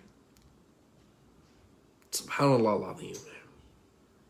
So when Allah subhanahu wa ta'ala takes one faculty away from you, you know, out of mercy, he strengthens the other faculties to compensate for what he took from you. You understand? That is the mercy of Allah subhanahu wa ta'ala. Anyone who has ever lost a faculty, you know that if you lose one faculty, some of your other faculties are strengthened to overcompensate for the loss of the other faculty. And that is Allah subhanahu wa ta'ala's mercy to you. That's how merciful Allah is. That although Allah took something away from you, he enhanced the other faculties to compensate for what he took. Merciful. Arhamar Rahimin, the most merciful of those who have mercy. SubhanAllah al-Azim. Also, when they finally arrived in Palestine, Yaqub could sense that their energy was a little different. He said that I find the fragrance of Yusuf. Inni la ajidu riha Yusuf. I can smell the fragrance of Yusuf. But he's saying to his other family members, if you don't accuse me of being crazy, then you would understand. Keep in mind, the family is thinking that he's losing his mind, that he's going crazy. But you got to understand something. When you operate on a different understanding of the world, the people around you are usually going to consider you crazy, because you function a little different. And that touches me, because sometimes I feel like that. Sometimes I feel like people look at me and be like, this dude is losing his mind. And it's like, nah, actually, it's the opposite. I'm not losing my mind. I'm just gaining more and more access. God is giving the person more and more access to knowledge and wisdom and information. And you are distancing yourself so far from the average people that people have no other choice but to consider you crazy, because they don't see what you see. They don't understand the world like you understand it. They can't understand why you do the things that you do. So the normal thing to do is just say, oh, he's crazy. He's losing his mind. I ain't lost my mind. Bel bil'aks, rather the opposite. I'm gaining more and more access to my mind. It's the opposite. I haven't lost my mind. But in that moment, you understand? Think about anybody who has, functioned on any status. They have always been called crazy. Always. Prophet Muhammad sallallahu alaihi wasallam, they called him crazy. Prophet Nuh alayhi salam, he's building an ark, building a boat, no water around, nothing. People walking by laughing at him every day. But he has revelation from God. What did Yaqub say? A'lamu min Allahi ma la ta'lamun. You know what I mean? I know about God that which you don't know. You understand? I know what you don't know. So rather than seeking to understand, you know what I mean? You rather condemn and say, oh, this person is crazy. This person is astray. This person is this person is that, because that's easier for you. That's how you find closure, because you can't wrap your head around the fact that, you know what I mean? Like, this person is not in your space. This person is light years ahead of you. And some people just can't handle that.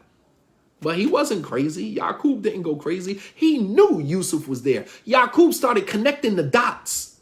He knew Yusuf was there. Something's telling him. You understand? But his family is now thinking like, yo, he's losing it.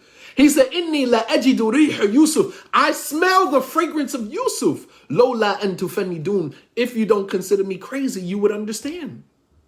He could smell it. Some scholars say that he could smell the fragrance of Yusuf 3 days away. فلما جاء البشير ألقاه على وجهه فارتد بصيرا قال ألم أقل لكم إني أعلم من الله ما لا تعلمون. And when the brothers finally arrived in Palestine, فلما أن جاء البشير, one of the brothers walked over to him with the shirt. One of the brothers walked over to him with the shirt and threw the shirt over his face. فَرَتَدَّ بَصِيرًا, and his eyesight came back to him immediately. Just like that, his eyesight came back to him. That's right, Sister Aziza, parental intuition. Yaqub had that parent intuition, absolutely. He wasn't crazy. Everybody else is like, nah, you're losing it. You're old man, you're losing it. Nah, he was nothing wrong with him. He ain't crazy.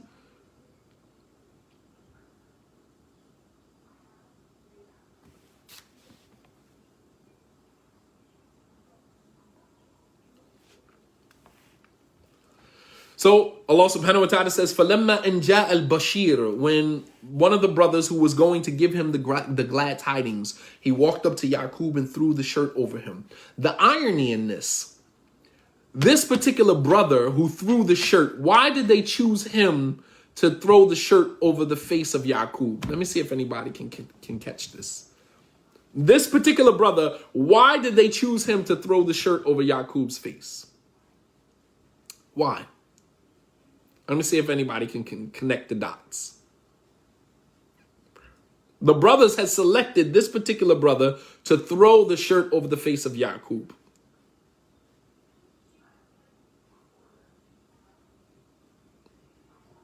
Why did they select him to do it? Let me see if anybody can connect the dots here. The one who threw Yusuf in the well? No. You're close. He was the leader? No. He probably doubted? No. He gave the shirt when he was missing.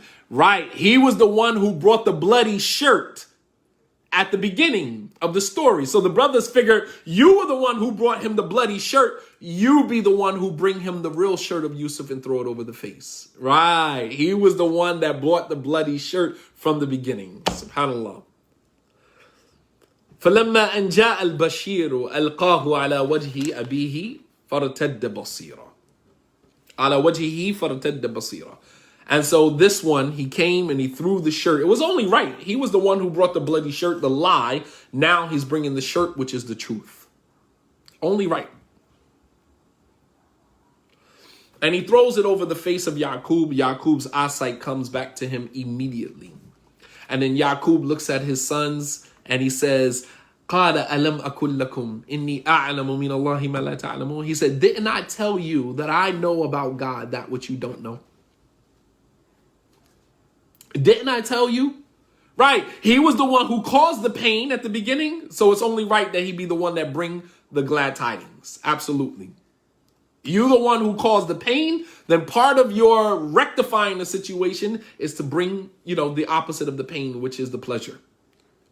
If you were the one that caused the pain, then you are the one to fix it and bring the pleasure. Absolutely.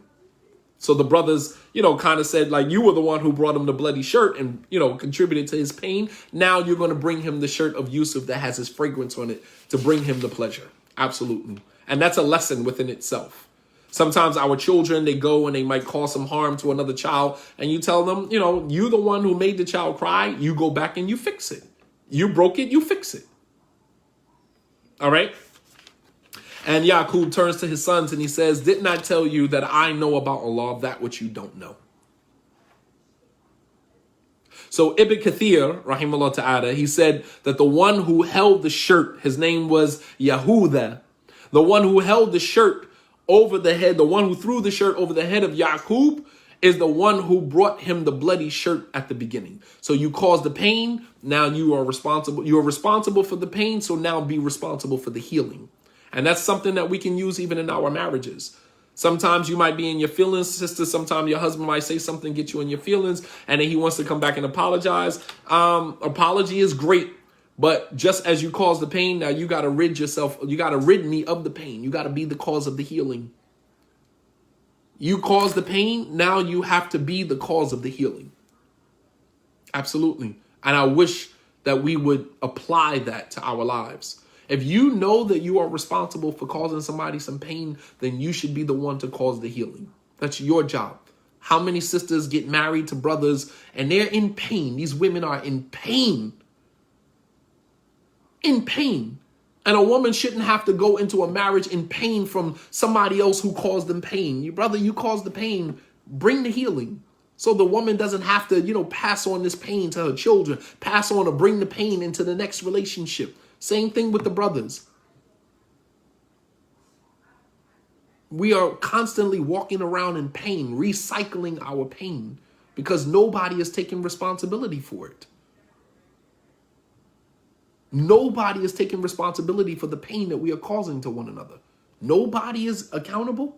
All this pain that we got in our community, in the Muslim community, and nobody is responsible for this pain. We need to start going back and closing some doors, man, bringing closure to people's lives. If you know that you caused some pain to somebody's life, then go and apologize. Go bring the healing to that person. Sometimes the healing is just you saying to the person, I'm sorry. I can't change what I did. I was an a-hole. I got it. And I can't change what I did. But the very least I can do is apologize for it. I can try to bring some healing. Just like I was responsible for the pain, I can now be responsible for the healing.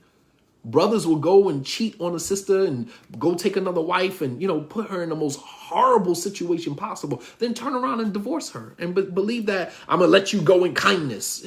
Like as if you're doing yourself a favor. You're not doing her a favor. Sister, I'm going to just let you go in kindness because that allows you to move on, with no accountability. Meanwhile, you are responsible for the pain that you caused somebody. How could you live with yourself? How could you live? How could you put your head down on your pillow at night knowing that you are responsible? Somebody is having a hard time in life because of something that you did to them or something that you said to them. How? How you divorced the sister, I'm going to let you go in kindness. You're doing that for you. You're not doing that for her. Sister, you married a brother and you dysfunctional. From top to bottom, you dysfunctional. You know that you shouldn't have got married to begin with. But you're going to try your hand in it anyway because you feel like if the brother not going to accept me as I am, because you're going to sit back in your chair, and you don't have to do no work. I'm going to come in the relationship. I'm in pain. I'm traumatized. I'm in pain, but I ain't going to do a damn thing to fix any of it. And the brother that married me got to accept me as I am. And the moment he start trying to help you fix some things about yourself, he's triggering you to try to bring some things out of you so you can be more self-aware. Oh, brother, you could just give me a khula.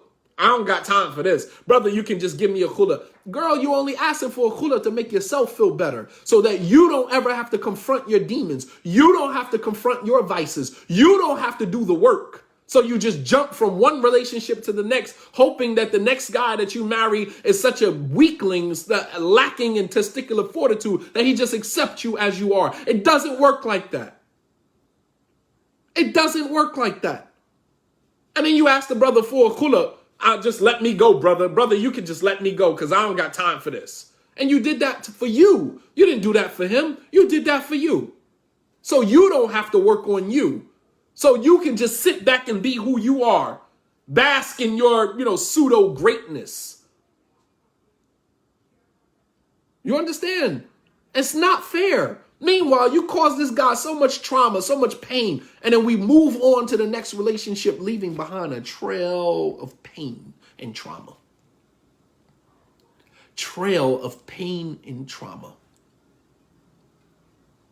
Before this Ramadan ends, if you have an opportunity to go back and rectify something that you messed up, if you know that there's somebody out there that you caused some harm to, that, you are responsible for, take responsibility for that. End Ramadan on the best note. The best way to end Ramadan, just like the best way to end any act of worship, is with forgiveness.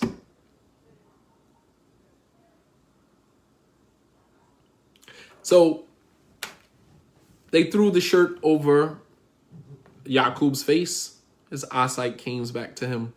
Inshallah ta'ala. We'll continue. Tomorrow will be our last day. All we have now is the brothers asking the father for forgiveness, and then Yaqub taking his whole entire squad, his whole family going to Egypt. And the last conversation that we're going to have tomorrow is the conversation between Yusuf and Yaqub. I literally, just this afternoon, I'm sitting here preparing, and I'm literally trying to hold myself from crying, man. Subhanallah al-Azim. Just really trying to control myself from crying. That conversation between Yusuf and Yaqub, you don't want to miss that tomorrow. Tomorrow will be our last class. We will complete the story tomorrow, inshallah. And here again, as usual, I thank you guys for your patience. I thank you guys for, your husnul istima', for your listening and your good listening. And I ask Allah subhanahu wa ta'ala, to forgive me if, throughout this ordeal, throughout these classes, I've ever said anything that somebody felt offended by. If I, seem a little bit insensitive with something, sometimes things come out and, in the midst of talking, sometimes I'm not always, conscious or cognizant of my words. Sometimes I get caught in the heat of the moment. Like this story is just as emotional for me as it is for many of you. It really is, because with each and every phase and chapter of this story, it has touched all of us in ways that, we can all relate to. This story has touched us on so many levels. I mean, everything. I mean, this has been, a story of mine, man. I used to go to sleep every night when I lived in Medina. I used to go to sleep every night listening to this surah. Every night, man. Different reciter every night. Sa'ad al-Ghamidi, Sudais, you name it. Muhammad Ayyub, you name it. Every reciter you can think of. Just trying to listen to different scholars recite this surah differently. And there's none that affected me more than hearing Sudais recite this. Especially when Sudais gets to this part of the story, he actually starts crying. When Sudais gets to this part of the story, on the recitation, he starts crying. Subhanallah al-Azim. Nah, I'm not going to keep classes going because you're not going to appreciate it. Familiarity breeds contempt. The Prophet ﷺ, he only used to teach. He used to pick times to teach the Sahaba here and there, so he didn't bore them. He didn't tire them out. If I keep going, you guys are not. Not to mention that it's hitting us differently because it's Ramadan. Make no mistake about that. After Ramadan, things are a lot different. The shayateen are released. Some of our lives are going back to normal. Things are opening up again. Things are a lot different. Alhamdulillah, wherever we're at, there we are. We're here right now in this moment. Learn how to live in the moment. We always say, oh, I want you to keep going, brother Imam. If I keep going, it's not going to have the same impact. Trust me. It's not going to have the same impact. Learn how to live in the moment. These moments that we shared, these nights that we shared, these were moments that will forever be ingrained in our experience. These are moments that will be forever ingrained in our experience. And, we just take it where it is, man. We take it where it is. We live in the moment. And that's something that we need to learn how to do. Many of us are still at home. Learn how to live in the moment. Inshallah, Imam Ahmed's story may be next. That one is, man, subhanAllah, that's a tearjerker from beginning to end. And now that I mentioned it, watch one of the other scholars, imams, watch somebody going to do the story of Imam Ahmed. But nobody will do the story of Imam Ahmed like Shadeed Muhammad. I'm just being honest with you. Sometimes I feel like, people watch you and they look at what you do because people don't have creativity. A lot of Muslim scholars, imams, students, and they don't have a lot of creativity. They stay within a certain box because they are afraid to step outside that box. So they waiting to see some bold individual who steps outside the box. And then when they see he did it, then I'll kind of creep outside the box and I'll do it. You know what I mean? Like, You know what I mean? Like if you have creativity and that's just who you are, it doesn't matter what you touch. That's just who you are. It doesn't matter what you touch. I could do the story of Prophet Shu'aib and make you cry. You understand? That's just alhamdulillah. That's a gift that Allah subhanahu wa ta'ala has given some of us that he has not given other people. And people steal creativity. They don't have any creativity of their own. So they watch and they look and they go and they sneak and they peek and they see what other people are doing. And then they want to rush and go do it on their own. You lacking in creativity, man. And that speaks volumes to who you are as an individual. That's who you are as an individual. You don't have any creativity. And, you know, it is what it is. I mean, but I'm not oblivious. I know that people watch my content. I know that people look at my content and they go and they try to replicate it. They try to duplicate it. But it's only one Shadeed Muhammad. I'm just being honest with you. That's not me tooting my horn. That's me recognizing my contribution to our narrative. There will never be another Shadeed Muhammad. You will never get this again. It might be somebody better than me, but it will never be me. And I know that. And may Allah subhanahu wa ta'ala reward you. But I'm not oblivious. I see people, and it is our responsibility, especially as African-American Muslims, it is our responsibility to make sure that we tell our narrative. That we don't let anybody come in and, you know, usurp our narrative and steal from our creativity and go and, you know, create something else knowing that you got it off the backs of us. I'm sorry. I'm sorry. Caucasians do that to African Americans, and now you have Muslims who are not African American who do that. They do that. They come and they watch what you're doing over here, and then they go where they're at, and they try to replicate it and duplicate it over there. You understand? And you can't. You'll never be able to do that. That's called appropriation, and a lot of it goes on in the Muslim community. Somebody write a book. How many books out there on hijab? But then you look at the sister who wrote the book on hijab, and then another sister double backs and writes a book on hijab. Another one. It's like, how many books on hijab we gonna have? And everybody talking about the same thing. No creativity whatsoever. And it's sad, man. That's sad that we feed off of each other like that rather than being inspired. I'm not trying to feed you. I don't want you to feed off of me. I want you to be inspired by me to go and do your own thing. Do your own thing. Don't look at what I'm doing and replicate and duplicate what I'm doing. Be inspired by me and take it further. Go even further than what I did. Because if everybody is doing the same thing, one of y'all is irrelevant. If everybody is doing the same thing, one of you is irrelevant. Because at some point, all of the excess, the surplus, is really not necessary. We only needed the one, the authentic version of it. You understand? May Allah subhanahu wa ta'ala bless you all. وجزاكم الله خيرا وصلى الله على نبينا محمد وعلى آله وصحبه وسلم تسليما كثيرا وآخر دعوانا عن الحمد لله رب العالمين والسلام عليكم ورحمة الله وبركاته.